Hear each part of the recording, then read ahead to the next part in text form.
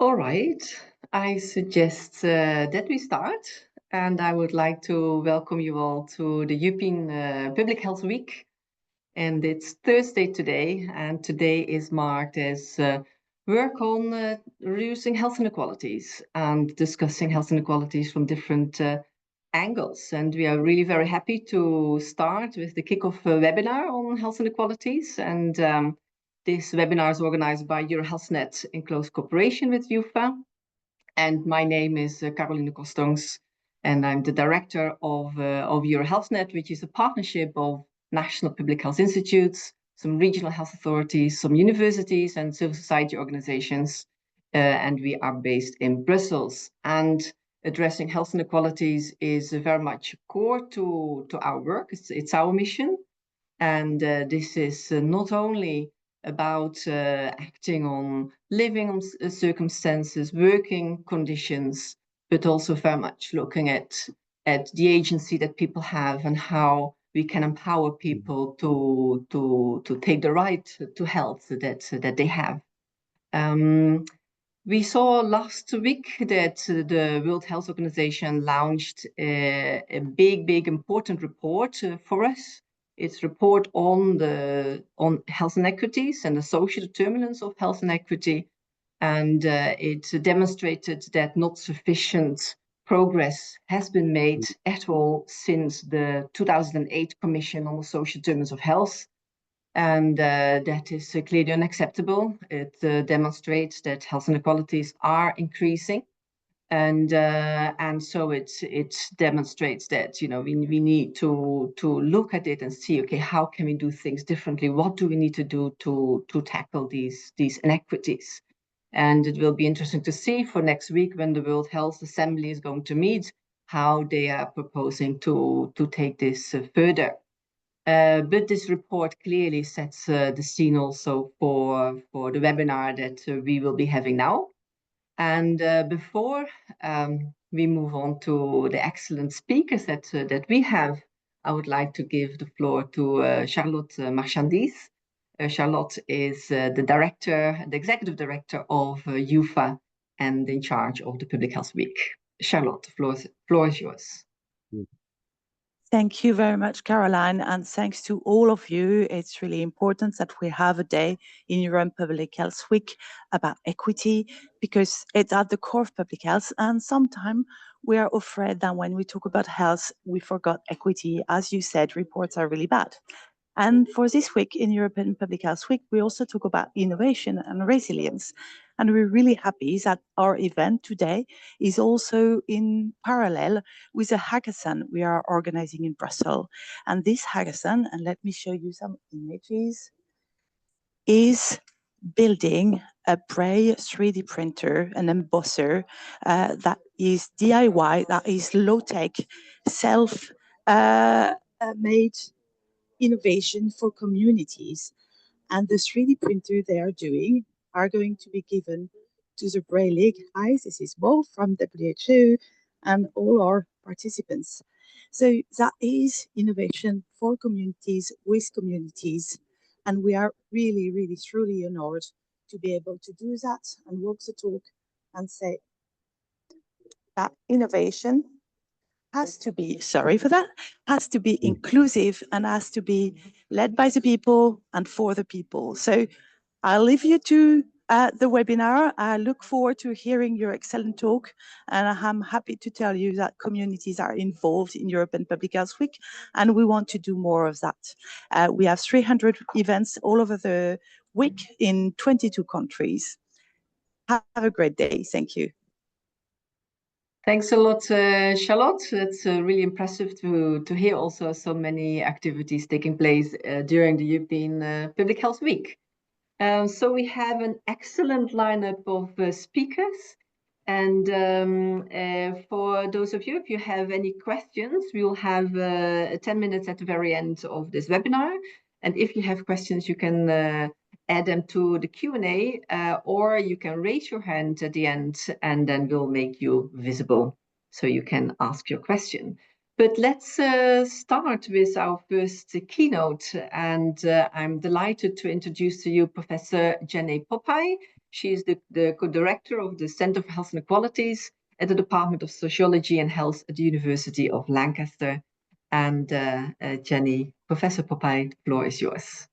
Hi, thank you very much. I will just bring my slides up.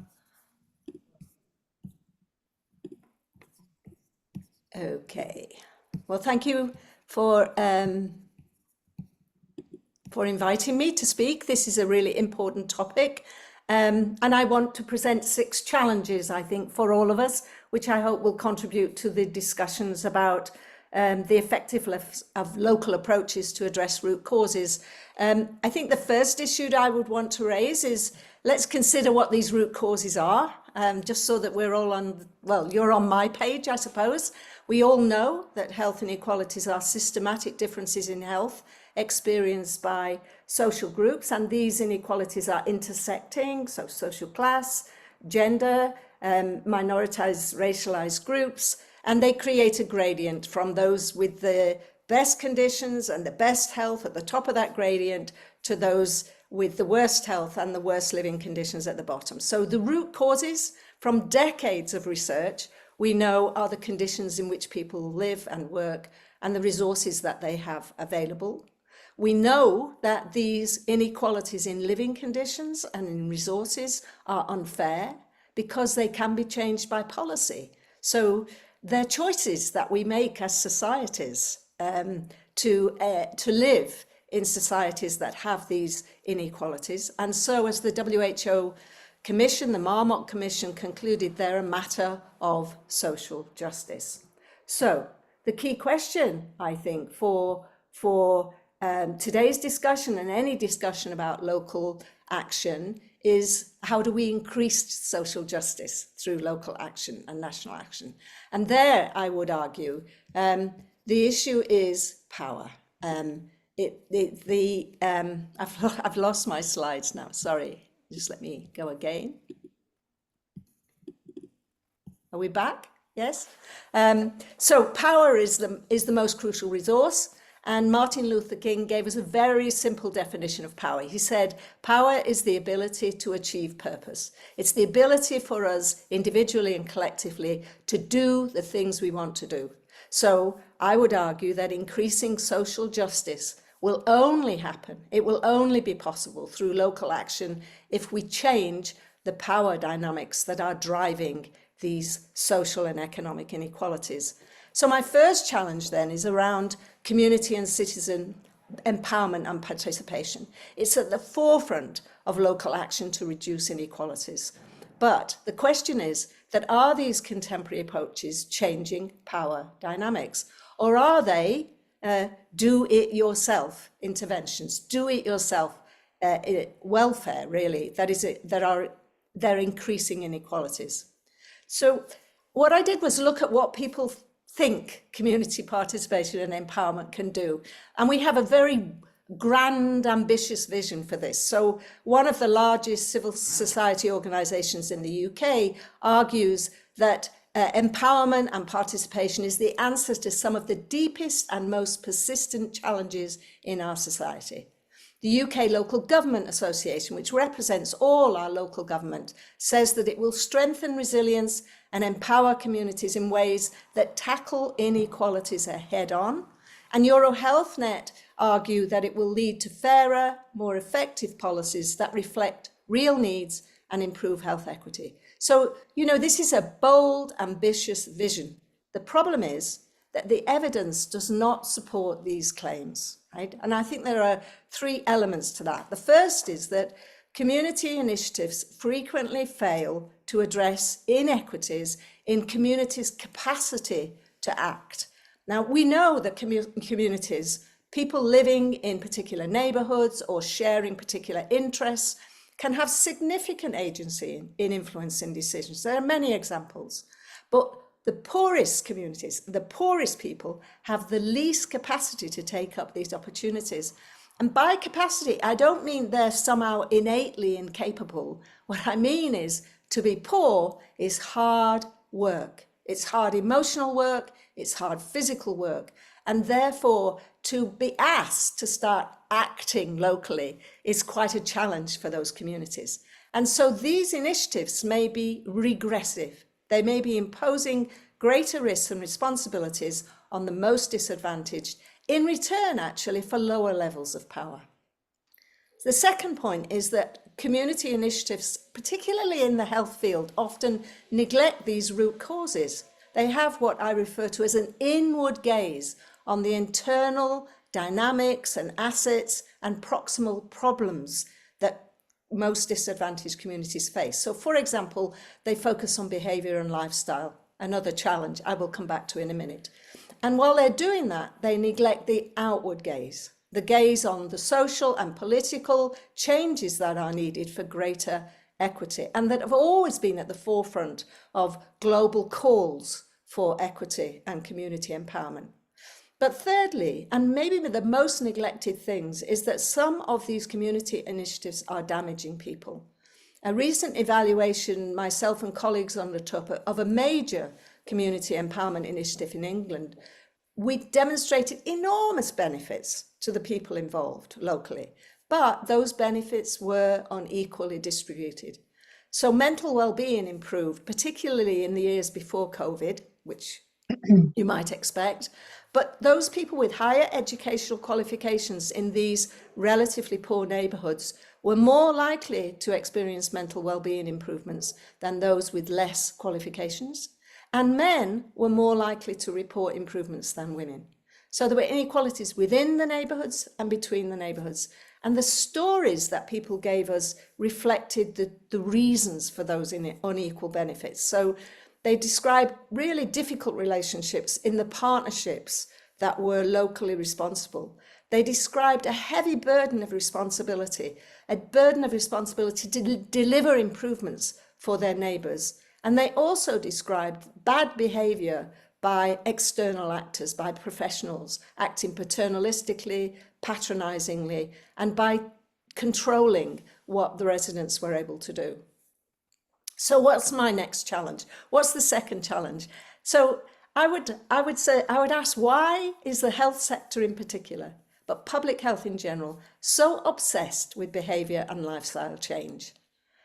You know, we know what the root causes of health inequalities are, and public sector and civil society talk about them often. And I'm not saying that we don't do some action on them, but behavioural images are everywhere. Look at these front pages. These are mostly UK, but I think I found them in Spain, I found them in Italy. They're everywhere. The behaviour images are everywhere, and in particular, the ubiquitous bicycle. Look at the one at the top, the bicycle there, with an apple as one wheel, a heart as the other wheel. And I've just found one which has got the handlebars are a banana and the seat is a pear. So, and if you look at these images, the front pages of these documents, the bicycle is just about everywhere, sometimes hidden away. The Wellbeing Economy front page, there's a tiny little bicycle in there somewhere. And I suppose most worrying of all, community members, people living in the most difficult circumstances, and their assets are being recruited as the foot soldiers, as the champions of the lifestyle movement. So what's my third challenge for all of us, for me as well, for academics? So do local institutions and professionals know what power they actually have, and do they know what impact the use of that power is having? In our evaluation of this large community empowerment initiative, we developed this model of power that has the idea of emancipatory power, the power that communities, but also professionals, need to have if they're going to be able to achieve their purpose, to use Martin Luther King's phrase, and the kind of limiting power that gets in the way. I won't go through this diagram. I can make documents available if people want. There are many different ways of thinking about power, but we don't think about it enough, and we don't think about the way in which, for example, institutional power is used to set an agenda. The agenda that what we should be focusing on is lifestyle, is behaviour, is exercise, when actually people can't afford to eat properly. So institutional power is a key, but also what is referred to as productive power, which is my first my fourth challenge. Why do we continue to use this productive power in ways that stigmatize people bearing the brunt of social injustice? Productive power is the power to create stories, right? To make the discourse about health inequalities. And we also create stories about the lives of people living in really difficult circumstances. So these are just some images, overweight people drinking pints of beer, young people zonked out of their heads with drugs, even the pleasant images that we create around health inequalities with very attractive looking food, very nice bicycles, are a bit problematic for people who can't find that food and who can't afford a bike even if they wanted to ride it. And then on the left-hand side is the most stark example of stigma, of the use of power to stigmatize. This was a cartoon that the Royal Society of Public Health in the UK commissioned to celebrate their 100 years of action. And it's a poor neighbourhood. It's got a very overweight woman. You probably can't see it, but it's got a very overweight woman sitting on the steps feeding a hamburger to her child. It's got drunken men coming out of a gambling shop. It's really a very stigmatizing image, and the Society of Public Health thought it was great, right? So we use this power and we don't sometimes know we're using it. So my fifth challenge, and I think this is so, for me, my research, this is so important, public health is all about people. People are everywhere in public health, and yet we continue to neglect their wisdom, their knowledge. And these three images are absolutely they're the most powerful images of the tragedies that come about if we neglect this. So we have the Grenfell Tower fire in London in 2017, where the people living in that tower were telling the public agencies for 10 years about the problems that caused that power and that fire, and they were ignored.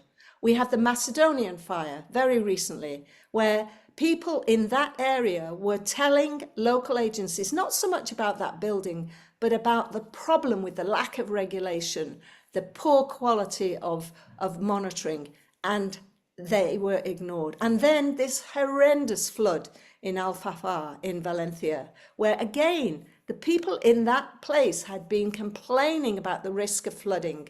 They had had previous floods and they were not acted on. So the price paid for ignoring the wisdom of experience is profound, and yet we continue to do it. So finally, my final provocation is, given all of this, why isn't local action on the root causes of health inequities changing power dynamics? I think that's a question for all of us. I have my own ideas, but I think one of the limiting issues here is our obsession with identifying and mapping and using community assets. When that was first introduced, it was really important because the public health tended to see these very disadvantaged communities of place and people with shared interests as deficits. They lacked knowledge, they lacked understanding. But it's run out of its time now, we no longer do that, but what we don't do is map power dynamics. And that's what I think we need to do. We need to be using the tools that are out there to work with the different communities to map these power dynamics, the emancipatory power we have, the emancipatory power we need, the limiting power that we can expect to get in the way, and think about what we do about that. And to do that, we have to create local participative spaces for change, spaces where we can build that emancipatory power collectively and in partnership, and where we can think about how we resist limiting power. So thanks very much. I hope I haven't gone over my time. I look forward to the discussion. Thanks a lot, Jenny. I was so intrigued and listening to you that I didn't even check the time, to be honest. So you're such a good poll moderator, but I was fascinated by your presentation. Really, such important provocations and lessons for us to see how we can do our work differently and indeed zoom in much more on the power inequalities and understand that better, and then also think about solutions, how we can overcome these power inequalities, which will not be easy, but definitely important to look into. I think your presentation, brought up a lot of issues for discussion, and I wish we had a lot of the time to go into them, because I have certainly many thoughts. But perhaps the speakers will be able to respond to some of the provocations that you put forward, Jenny. So let's now move to Professor Eric Breton from the French Public Health School, and also chair of the health promotion section of EUPHA. Eric, Professor Breton, the floor is yours. Very well. Thank you so much, Caroline. It's a real pleasure, and thank you for the organization of this webinar. I mean, it's a real. And now I'm a bit. It's complicated to present after what Jenny just presented, and I would like to really stress the importance of reading our work. I mean, my students made sure that they actually read our papers on the power framework, which is extremely interesting. And as you can see, it's definitely a work that has us, that you cannot stay neutral in front of that. You've got to think about what we're doing to reduce health inequalities. I just want to remind people about the health promotion section of the European Public Health Association, just to say that this is your place. This is definitely, a space where you can connect with other members. I mean, do have a look at our webpage. I mean, you can enroll in our newsletter, and don't hesitate to use us. I mean, we have sometimes members who will contact me saying, I would like to get in touch with people in other countries that work on such and such area. So, I mean, do use us for that. We have now working groups on different topics. I mean, we're gathering speed on that. We try to bring answers to some of the crucial issues that health promotion is facing. One is, how do we prove that what we're doing is actually working? We have a new group on rural health, trying to really look at what it means I should have put rural health promotion. So it's really, and we'll have soon, we're going to make a call on mental health promoting, for mental health promotion groups. So yeah, so keep in touch, and don't hesitate again to use us. Just a few facts after. I'd just like to say that, as Jenny said, I mean, most of the work, I mean, we do on individual risk factors are not really reducing health inequalities. I mean, not significantly, for sure. And when we look at some publications, I mean, what has been written about the evolution of health inequalities, there are definitely countries where health inequalities has increased between low and high income people in population. We can think of countries like Sweden, where actually you have erosion of the welfare regime, where actually people have less access to those services, and where actually income inequalities are increasing. For the country that I know better, of course, France, nothing happened in the past few decades that really change what's going on in terms of health inequalities. We're suspecting to see some increase in those health inequalities, but it's really about, because of the concentration of power, in a few hands, in our oligarch, if I may say, and increase in income inequalities. But so the message is, if we don't do anything significant, either we just keep health inequalities as they are, or you'll see them actually worsening.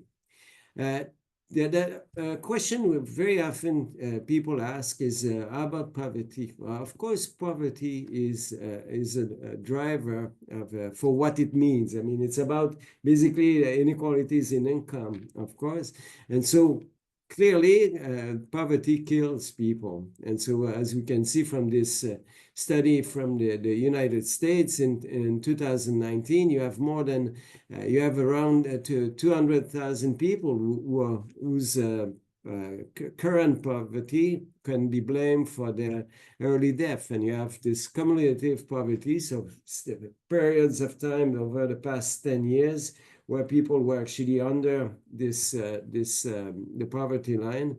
That can be blamed also for the for this over mortality. So what is interesting to look at is that there's in any countries you have that gap between health indicators between those at the top of the social hierarchy and those at the bottom of the social hierarchy, and it's true for, of course, the US, and it's true for all the countries in Europe.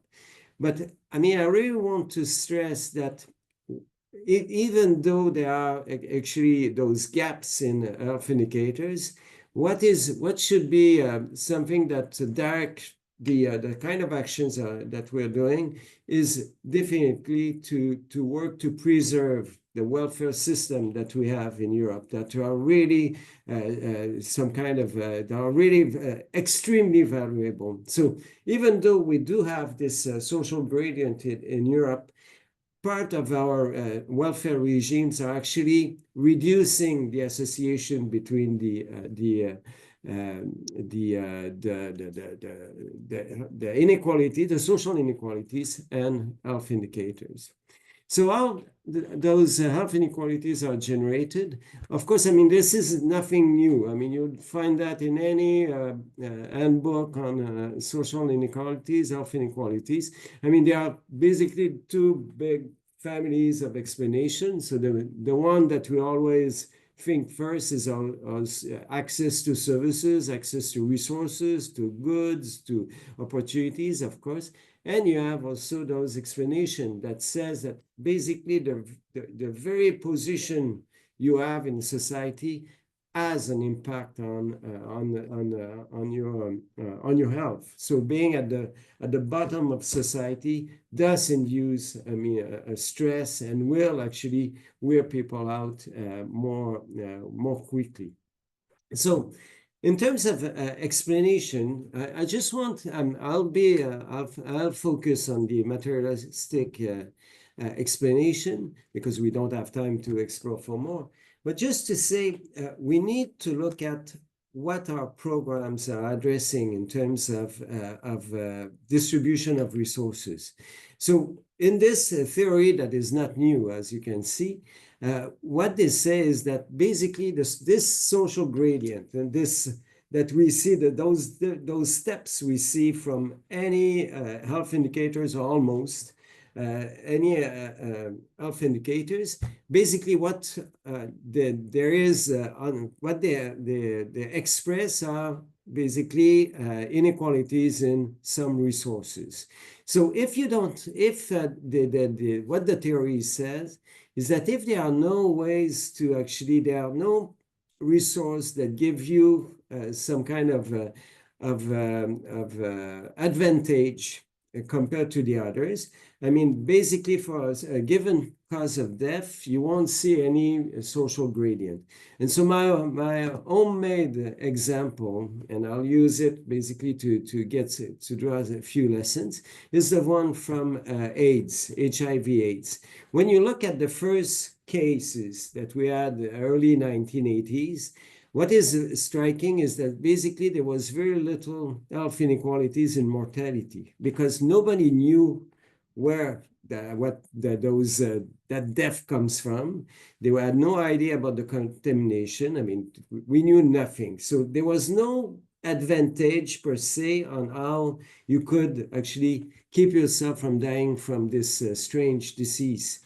But once we had the information that where it comes from, what kind of protective measures you can take, Hence, we got this social gradient starting. Because there's one thing that never circulates well in society, it's the knowledge. Information is not distributed well in societies. And also, protective measures are not also well distributed. I mean, for instance, capacity to choose I mean, the sexual partners, a capacity to protect ourselves from, I mean, people who can be contaminated. And we see that the social gradient has even more worsened once we were able to treat the disease. So this is just an example to say that when we do develop programs and actions, we should always ask ourselves, what is not well distributed? What can explain this social gradient? And so that's the first question we should ask. And the second one is, what does it take for my program, my policies, to so for the people to actually take advantage of that? If let's say we do some screening campaign, cancer screening campaign, and you say, well, it's good, we made it free, it's very accessible. Yes, okay. But what does it take to actually make the best out of, I mean, to get access to that? Do you need transportation? Do you need someone to take care of the kids while you're being screened? Do you need literacy to actually understand what's going on? So this is the kind of question we should always ask. And 1 minute, sorry, okay, 1 minute I'm to done. wrap up. Thanks. I'm at the end. So another way to think about health inequalities is definitely to look at where we can intervene in those health inequalities. I mean, social positions are key in who's going to die prematurely, who's more at risk or not. So we need to look at how we can actually reduce that social stratification. Reducing income inequalities is definitely one way. If that social position generate different exposure, can we do something about the exposure? If the vulnerability towards the exposure, can we change that?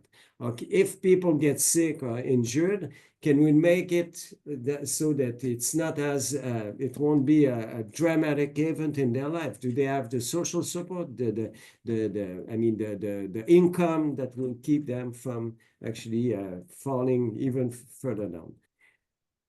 Same slide as Jenny. I just want to really stress the importance that what is key in improving health inequalities, and it's not me saying it, it's the WHO Commission on the Social Determinants of Health. We need to improve daily living conditions. This is key.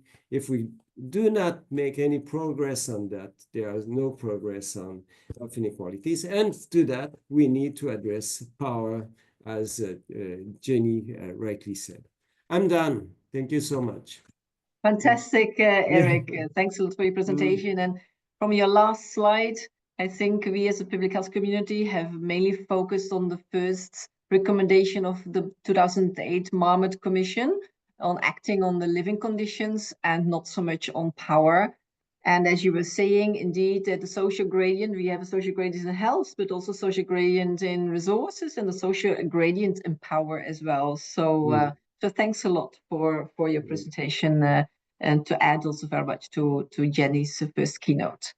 All right, so this webinar comes at a very important time for EuroHealthNet because we are at the moment working on a report on social inequalities in health that we hope to, I mean, we will launch it in September, on the 25th of September at an event in the European Parliament, as well as another webinar and on health inequalities. And my colleague Ingrid Stegeman, she's program manager at EuroHealthNet. She is coordinating and doing a lot of this work in close cooperation with our partners at NTNU Chain, Professor Terje Eikemo and Dr. Mirza Balai.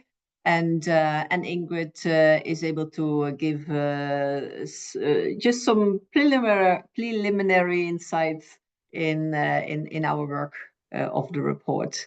Ingrid, the floor is yours. Okay, great. Thank you, Caroline. And yes, I'll plan to make this presentation short, but because this is the European Public Health Week and EuroHealthNet works at the European level, we just wanted to have some reflections indeed about what the EU level can and is doing to reduce health inequalities at the local level. Let's see if this works. Yeah. Because I think there's often this kind of perception that, well, EU doesn't have competence in the area of health and social affairs and urban planning. So in fact, at local level, it can't really do much to address health inequalities.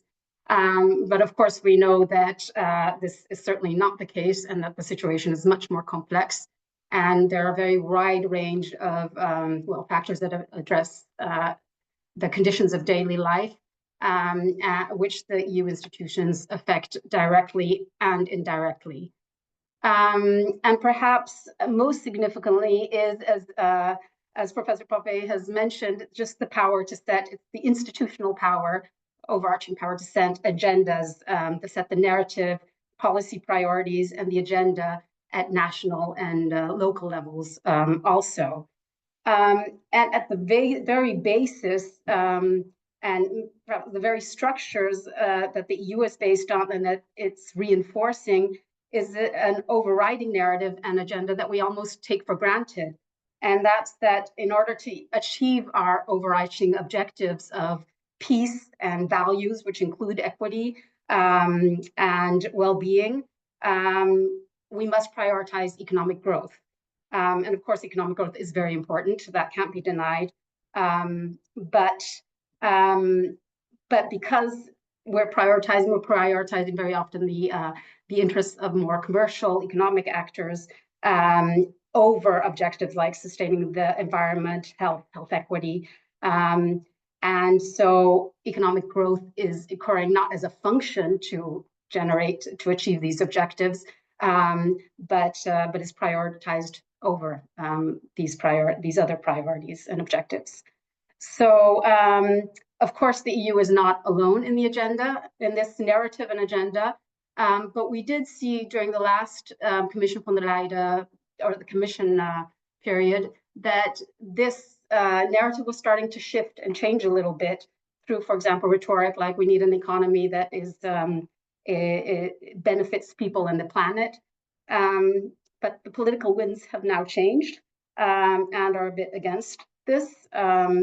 And this actually illustrates the very complex relationship between the EU level and the local level, because this change also happened because of or general elections at EU level, but the local that local populations were very much involved in. So it is a very complex dynamic. So to get a bit more concrete, the EU can develop directly legislation in many areas that have an impact on living conditions at the local level. And I won't go into any of this in detail, but it can legislate in the area of climate and impose impact assessments, environmental impact assessments, and zoning laws. Many or ensure zoning is in line with many of the minimum standards set by the European Commission. It can legislate to ensure inclusive and accessible inclusiveness and accessibility for vulnerable groups, and in the area of working conditions and in health and safety and work. And it's for the EU to set minimum standards, and the national governments transpose these. And often at the local level, they have to implement. They're responsible for implementation and monitoring of that. And then the EU, there are a wide range of areas where the EU can catalyze action through frameworks and strategies and action plans. So relating to health and social policy, and where it doesn't have these direct powers. But yeah, the most important of this is part of the framework, the European Pillar of Social Rights, which sets out 20 key principles and rights related to equal opportunities, fair working conditions, and social protection and inclusion in these three areas, and therefore aims to promote fair and well-functioning labor markets and social protection systems. And there are a number of other ones listed here, very important upcoming strategies and plans that the Commission is currently working on are, for example, an update of the current urban agenda. That's very important to reducing health inequalities at the local level, as well as a European affordable housing plan, which should include, we all have to be vigilant of this, but transforming neighborhoods into inclusive spaces. That is within the objectives of this housing plan. And also on the agenda is the first ever EU anti-poverty plan. And so there are many funding programs at EU level, quite substantial ones, that it uses to implement these different strategies, plans, frameworks, the social pillar framework, that to encourage member states and local level authorities to comply with the priorities that they set out. And this again lists some of the main ones. So again, maybe not directly earmarked for health inequalities, but definitely, but fairness, justice are important values and objectives. So they are included here, and these funds can be used to achieve these kind of objectives in these areas.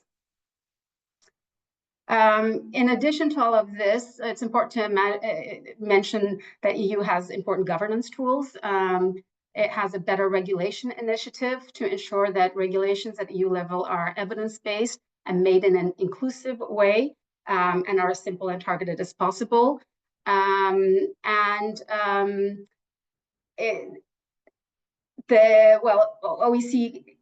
has in fact identified this as a good practice amongst all of its members. So looking at the EU institutional level as a government in and of itself.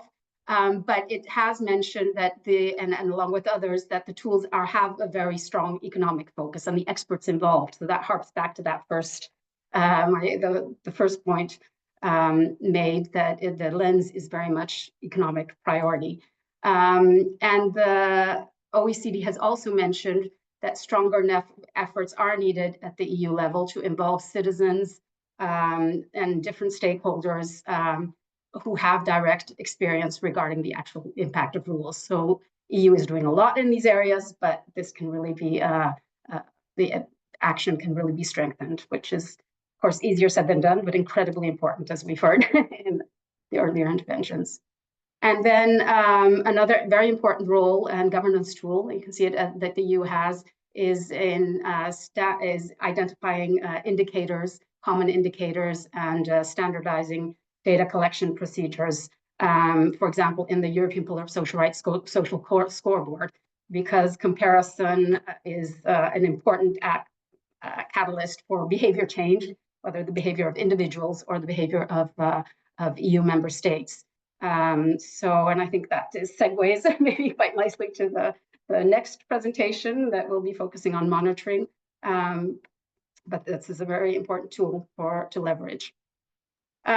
Just almost to say, if you are interested in this and want to participate more in this topic, there is a call to evidence right now by the European Commission to help the EU provide evidence on how the EU can ensure the availability, that available resources are spent at local level. And for us, it's to see how can these more effectively at local level. So for us, it would be to consider how can resources be, or if we provide input, it's more, the question would be how can EU resources be spent better at local level to ensure good health, and that health is more equally distributed. So there are links there if you are interested, and I'm sure these slides will be made available for these and other links.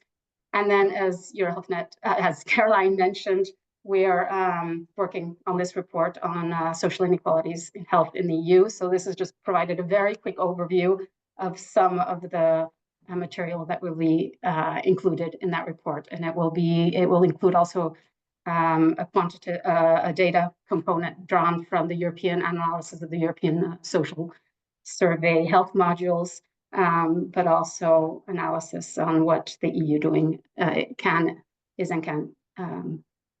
can do better to help address health inequalities at the local level. Thank you. All right. Thanks a lot, Ingrid, for your presentation. And indeed, The slides can be shared with all of you. And please stay tuned for our report that will come out in September on the 25th. Other important work on health inequalities is being done in the context of the joint action Prevent NCDs.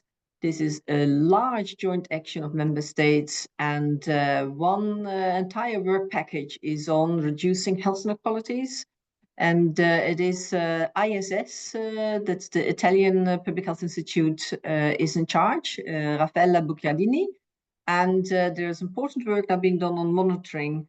And I'm delighted that Dr. Mark Francis has agreed to join us here to talk about the work that he's doing with his team and the work coming up.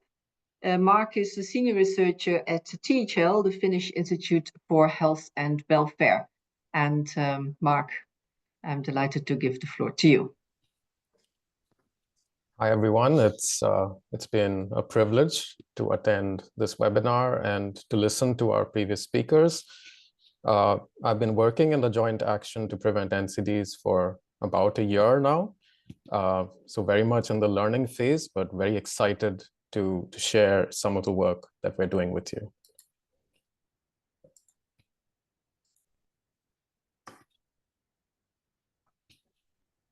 Okay.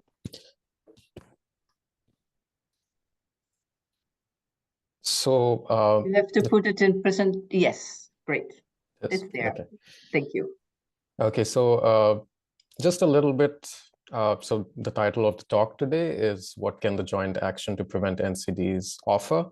Of course, I cannot speak for the whole joint action, which covers nearly 10 different aspects, but we're going to focus on what we're trying to do within Work Package 7 to reduce social inequalities, which we have heard is much harder than conceptualized. So we'll begin, of course, by talking a little bit about the joint action to prevent NCDs. I'll talk a lot about some of the work we're doing as part of task 7.1. So this is part of the Work Package 7 that you heard about a little while ago. I'll give you an overview of some pilot actions that are currently being conducted, and especially the pilot that we are running at the Finnish Institute for Health and Welfare. And I'll specifically zoom in on task 2. So one of our studies to look at how local policymakers use data and data dashboards to monitor health inequalities in routine settings. I'm sure many of you are aware by now, but the joint action to prevent NCDs involves about 100 partner institutions spread across nearly 20 European countries. And the aim of the joint action is to support the planning and implementation of prevention policies to improve monitoring systems and reduce social inequalities in cancer and other NCDs across Europe. So the joint action started last year, and it will go on until 2028. Work Package 7, in which our work is situated, has the following major tasks. So the first is to collect evidence on avoidable inequalities in NCDs, to review policies and actions that address NCD-related inequalities, to implement pilot interventions, to reduce the root causes of health inequalities, and to improve health literacy. So the work that my colleagues and I are primarily working on is to collect and synthesize the available evidence on avoidable inequalities in cancer and other NCDs. So by other NCDs, we're focusing on diabetes and chronic obstructive pulmonary disease and their risk factors. So how are we doing this? We're doing this by conducting umbrella reviews primarily, because there are several systematic reviews that have been published over the last few years on various social factors, linking them to various different outcomes. And there's a need to appraise that evidence. There's a need to pool it all together so that we understand what's happening in Europe, Europe at the Europe level, nationally and subnationally, if the data permit as well. We also have a side study that we're doing as part of this task, which is to map out national and subnational data sources for health inequalities monitoring. So we have 12 European partners that are helping with this, and we're using a hybrid methodology here, which involves a systematic review, but also online surveys among national public health experts participating in Work Package 7 and Work Package 8. So the survey has been done, and the literature screening for this study is ongoing. And the findings of this particular side study will feed into providing recommendations to participating European countries on how to improve and strengthen data collection and reporting for health inequality monitoring. So just a bit of a summary on what we're expecting. We're on the way, so the studies are in progress. So from the systematic and umbrella reviews, we're hoping that European member states will have a more comprehensive understanding of the social inequalities in specific NCDs and their risk factors. From the multinational data source mapping study, we're hoping they will gain insight into the availability of public health dashboards and the extent to which they include equity-related indicators. That's research that doesn't exist. So it would be nice to have it all compiled and easily accessible. And we're aiming to provide recommendations to enhance the use of public health dashboards and so that they can be better tailored on reporting health inequalities to the relevant stakeholders. So I said we'll spend a little bit of time talking about these pilot actions. So there are many more pilot actions that are being implemented as part of Work Package 7. They are implemented along 3 basic themes. The first deals with education and health literacy. The second is fragile and vulnerable groups. And the third is on health inequalities monitoring, which have the most number of pilots. So what are we doing in the Finnish Institute for Health and Welfare? We have 3 particular tasks or studies that we have been running. The first is a case study on multi-agency collaboration on how this came together to design the Finnish National Health Index. The second is a case study among local policy makers on how they use data and data dashboards in routine inequality monitoring. And that's what I will mention a little bit more in detail in the following slides. And the third feeds off the second task, which is to co-design a health inequalities monitoring website that can help local policymakers with better equity monitoring in their routine settings. So the second task had to do with approaching local policymakers and understanding how they use health data and data dashboards. We also aim to look at their challenges, data needs, and features that would be needed to improve health inequality monitoring. And this is important because data dashboards are widely being used in public health, but they are often not tailored for equity monitoring. And subnational governments, as we have seen, play a key role in monitoring and addressing health inequalities. We used a qualitative case study approach to explore how dashboards are used. We conducted 15 semi-structured interviews with public officials involved in well-being monitoring. These are people who work with dashboards and with data almost daily. We use reflective thematic analysis to understand key patterns in their experiences, challenges, and their data needs. So I have one slide to briefly talk about some of the findings that we have from this qualitative study. So we found that dashboards are, of course, commonly used for general health monitoring. There were certain limitations that are important to keep in mind that the local policymakers themselves stated. The first is fragmented data sources. So fragmented data sources, as in the data is available on different dashboards, but it's difficult to pool the data that is relevant for their daily needs. And it's complicated to pull that data from the different dashboards. So they voiced a need for more cohesive data sources in the future. The second is many of these dashboards offer limited stratification. So quite often the lack of an SES indicator or information on particular language groups or vulnerable populations So that's something that needs to be integrated in to make these dashboards more useful. The next is issues related to usability and clarity, pointing towards the complexity of many of these dashboards. And they voice the need for more granular and inclusive data and improved visualization and automation, which is something that can always be improved, provided there's a will for it. And I would like to say that these findings are going to be acted upon because, as I said previously, we're going to use these thoughts, we're going to use the opinions of these policymakers to co-create a new health inequality monitoring website that can be used at the local level and that can hopefully make a difference. I'd like to acknowledge the team that we work with on a regular basis within these tasks. And I'm happy to answer any questions as they should arise. So thank you again for this opportunity. That's wonderful. Thanks a lot, Mark, for setting out so clearly the work that you are doing in the joint action and the work that is still expected over the next 2-3 years.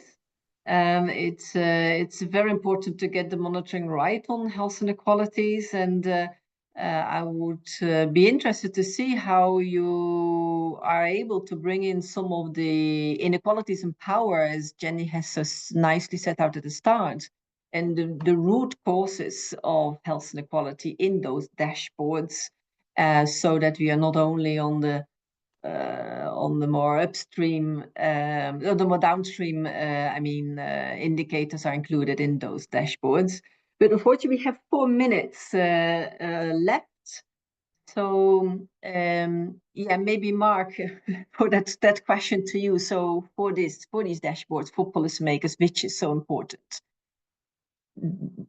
are you able to include some of these root cause indicators, and ideally also related to differences in power that people have? And maybe also Jenny knows some of the indicators that from your perspective you think is ideal that are included in these dashboards for policymakers. And also for Eric and Ingrid, I'll open up for all 4 of you to have one more comment, and then we close this webinar. Mark first. I think that's a very key aspect. It's something that Professor Jenny brought our attention to, and I think it's a good time for this as well. I would think that we have different data sources available. Finland is known for its richness in data and the different data sources we have. It's just a matter now of trying to identify what these key indicators are, as Professor will probably enlighten us about. But if there is some way, of course, that we can build it into the new monitoring website that we are planning, that would be something important.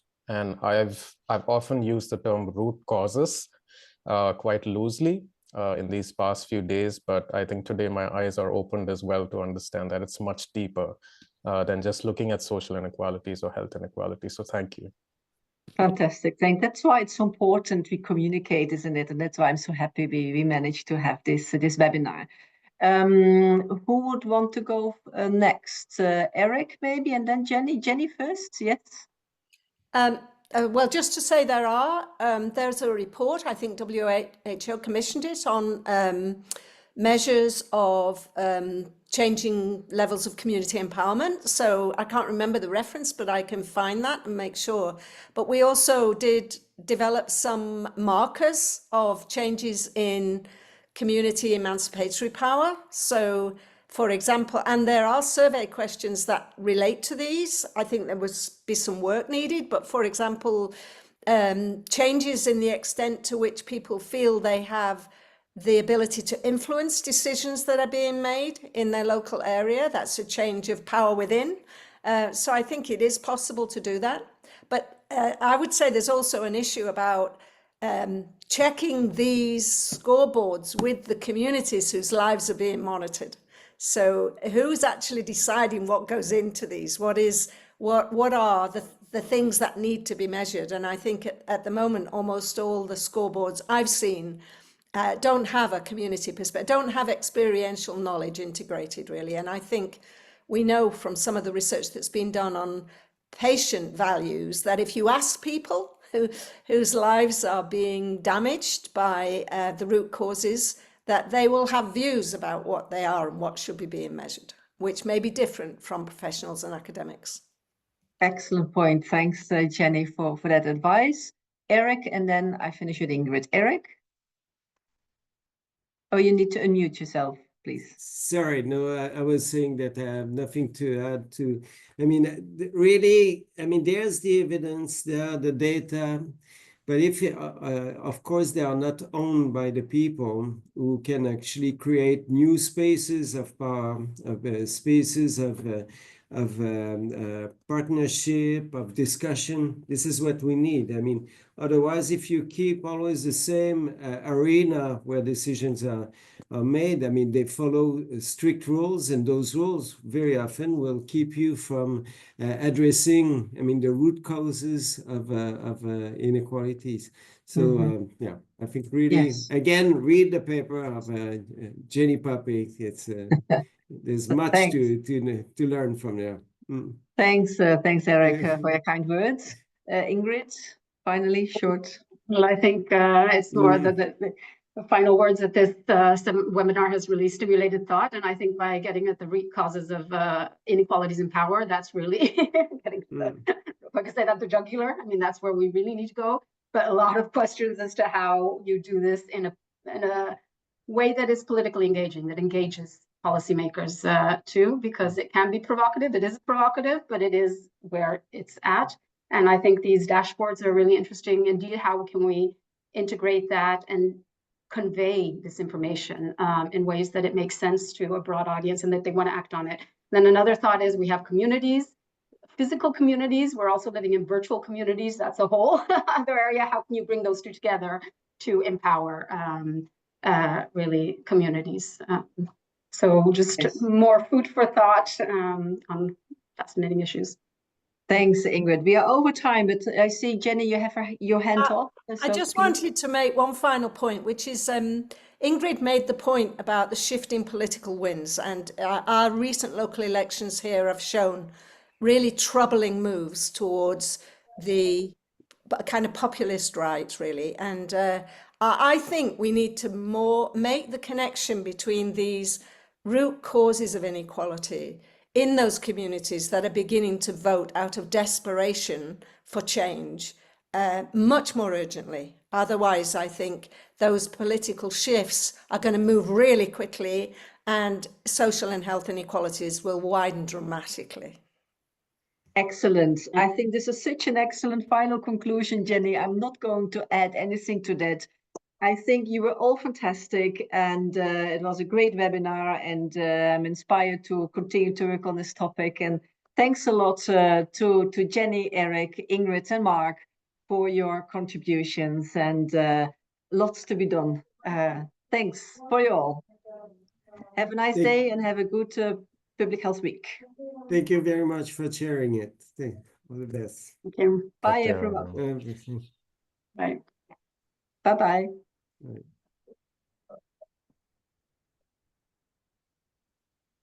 Bye, Eric. Bye. See you soon. Bye-bye.